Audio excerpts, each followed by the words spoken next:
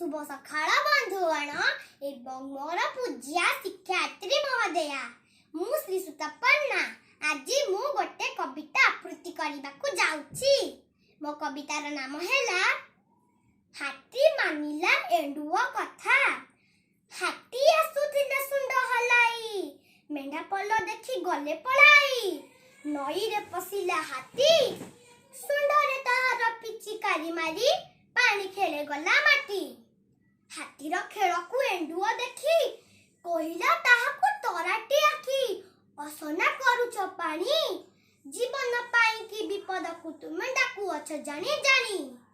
सुंड को उठाई मुंड हलाई हाथी पचारिला एंडुओ भाई कहिला मते जीवन पाई मु क्यों विपद को डाकी आनु अछि सते। एंडुओ कहिला हे हाथी भाई मुंडरे की तुम अकल नाही। दूषित होइले जड़ा ज्वर झाड़ा काछु कुंडिया रोगरे लोके हेबे कल बल। मुंड को हलाई कहिला हाथी एंडुओ भाई तू मोहर साथी मानुछि तोहरा कथा। सानो देह सीना बड़ बड़ कथा साई तिछि